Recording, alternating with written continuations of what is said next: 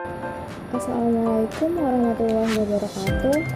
Perkenalkan, saya Anissa Indriana Safira dengan NIM 200321100004. Di sini saya dari kelas Agribisnis A akan menjelaskan mengenai pengaruh isu konversi lahan pertanian terhadap ketahanan pangan.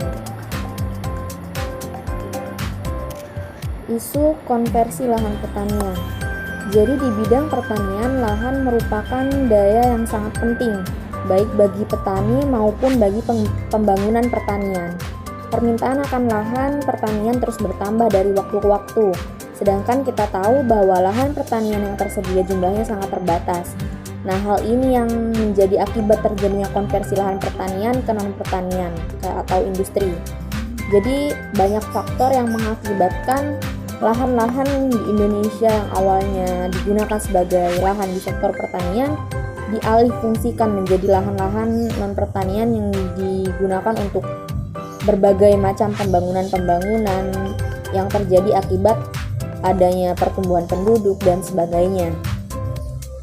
Kemudian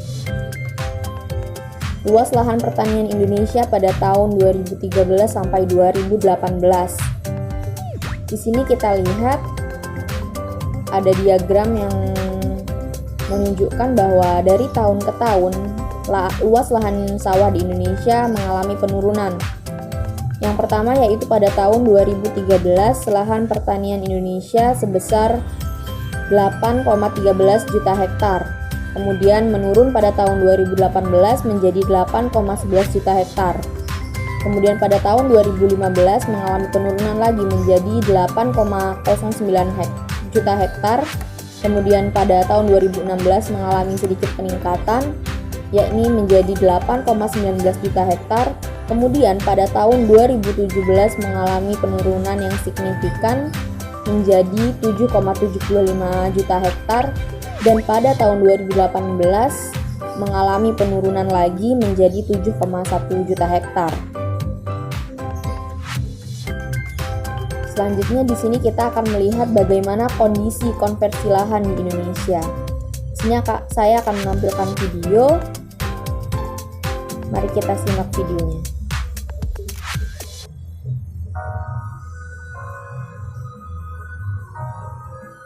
Jumlah penduduk Indonesia tahun 2019 diprediksi mencapai angka 267 juta jiwa. Dengan rata-rata pertumbuhan 3 juta jiwa per tahun.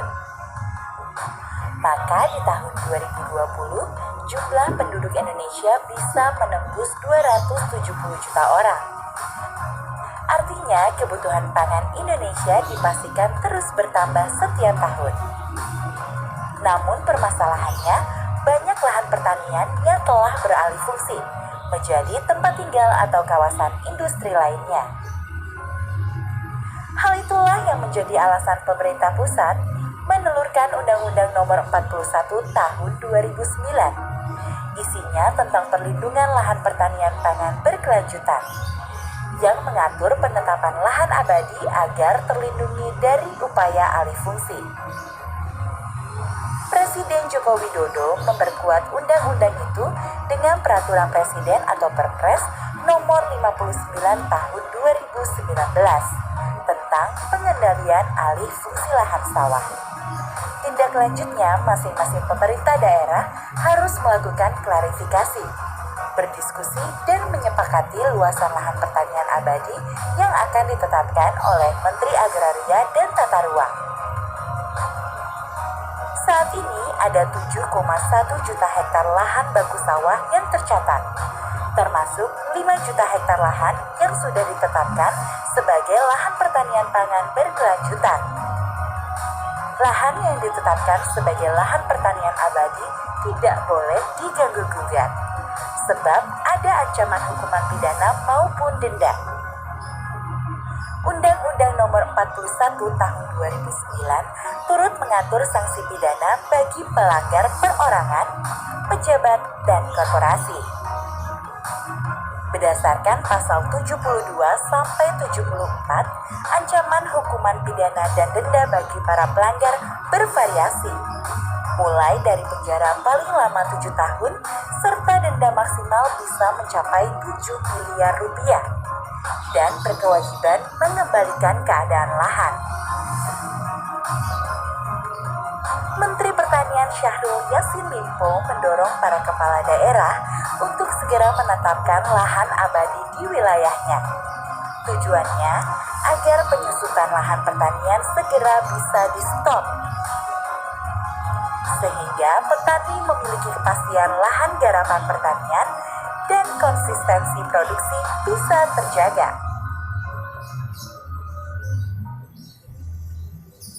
Oke, begitu kita lihat video mengenai kondisi lahan pertanian di Indonesia.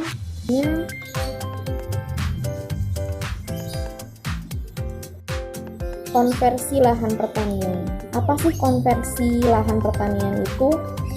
Jadi ada Utomo dan kawan-kawan pada tahun 1992 mendefinisikan alih fungsi lahan atau lazimnya disebut sebagai konversi lahan adalah perubahan fungsi sebagian atau seluruh kawasan lahan dari fungsi semua atau seperti yang direncanakan menjadi fungsi lain yang menjadi dampak negatif atau masalah terhadap lingkungan dan potensi lahan itu sendiri.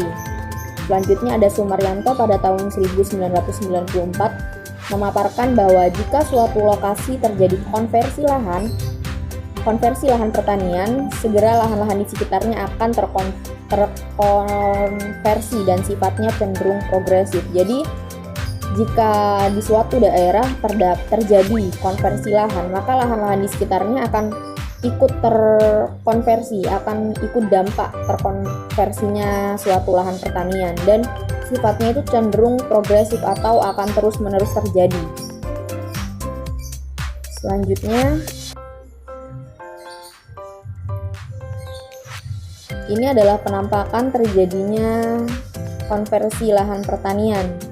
Jadi, lahan-lahan yang awalnya digunakan sebagai lahan pertanian, sawah, dialihfungsikan menjadi lahan pembangunan. Jadi terdapat pembangunan yang terjadi di lahan yang seharusnya digunakan sebagai lahan pertanian. Dalam jangka pendek, alih fungsi memang belum terasakan dampaknya terhadap ketahanan pangan. Namun bila terus terjadi tanpa ada langkah-langkah yang menghentikannya, maka hal ini akan mengganggu ketahanan pangan nasional. Jadi apabila hal ini terus terjadi, artinya produksi dari hasil pertanian akan berkurang, yang mana hal ini akan berdampak pada kurangnya produk-produk pertanian bahan pangan yang akan mengganggu ketahanan pangan di Indonesia. Selanjutnya ada faktor penyebab. Apa sih faktor penyebab terjadinya konversi lahan pertanian? Yang pertama yaitu ada faktor pendudukan. Jadi pesatnya peningkatan jumlah penduduk dan permintaan tanah untuk sarana dan prasarana. Jadi dari tahun ke tahun akan ada peningkatan jumlah penduduk yang tidak bisa diprediksi seberapa besarnya. Dan permintaan tanah untuk lahan sarana prasarana tentunya juga akan meningkat. Selanjutnya di sini ada faktor sosial budaya. Keberadaan hukum waris yang menyebabkan terfragmentasinya tanah pertanian. Jadi ada hukum-hukum waris yang berlaku dalam suatu kebudayaan yang menyebabkan tanah pertanian di suatu daerah menjadi terfragmentasi. Selanjutnya ada faktor ekonomi. Tingginya land rent yang diperoleh aktivitas sektor non-pertanian dibandingkan sektor pertanian. Jadi aktivitas non-sektor pertanian, sektor non-pertanian menghasilkan penghasilan yang luar biasa dibandingkan sektor pertanian. Hal ini yang kemudian menyebabkan sektor pertanian kita terbelakang. Yang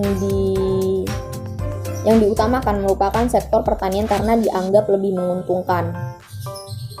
Selanjutnya ada faktor degradasi lingkungan. Kemarau panjang, penggunaan pupuk dan pestisida secara berlebihan, rusaknya lingkungan, sawah dan sebagainya itu merupakan dampak dari adanya degradasi lingkungan. Selanjutnya, faktor yang terakhir yaitu undang-undang dan penegakan hukum. Penegakan hukum dari ketentuan ini masih lemah dan belum terlaksana sebagaimana mestinya. Seperti yang dipaparkan dalam video sebelumnya, bahwa sudah terdapat penegakan hukum. Pemerintah sudah mengeluarkan undang-undang mengenai konversi lahan pertanian. Namun hal ini kurang ditegakkan. Hukum mengenai konversi lahan pertanian kurang ditegakkan dan kurang maksimal dalam pelaksanaannya. Selanjutnya yaitu strategi penyelesaian. Apa yang bisa dilakukan untuk menyelesaikan permasalahan konversi lahan? Yang pertama yaitu mengembangkan pajak tanah yang progresif. Jadi pajak tanah harus ditingkatkan, harus dipantau terus mengenai kemajuannya. Selanjutnya ada mengembangkan prinsip hemat lahan. Jadi tidak menggunakan lahan pertanian untuk pembangunan yang tidak diperlukan. Jadi kalaupun digunakan untuk lahan non pertanian, harusnya lebih ditekan kembali untuk penggunaannya. Yang ketiga ada meningkatkan efisiensi kebutuhan lahan non pertanian. Dan yang terakhir yaitu insentif kepada pemilik lahan. Jadi para pemilik lahan harus diberi pengetahuan lebih untuk tidak menjual lahan pertaniannya, untuk memberikan penyuluhan mengenai apa yang bisa dilakukan untuk meningkatkan produk dari hasil pertaniannya, sehingga para pemilik lahan itu tidak tergiur untuk menjual atau mengalihfungsikan lahan pertaniannya ke lahan non pertanian. Oke, jadi sekian penjelasan mengenai konversi lahan pertanian dan pengaruhnya terhadap ketahanan pangan. Mohon maaf atas kekurangannya dan terima kasih. Stay safe and keep healthy. Jaga kesehatan dan selalu mematuhi protokol kesehatan. Saya Anissa Indriana Safira. Wassalamualaikum warahmatullahi wabarakatuh.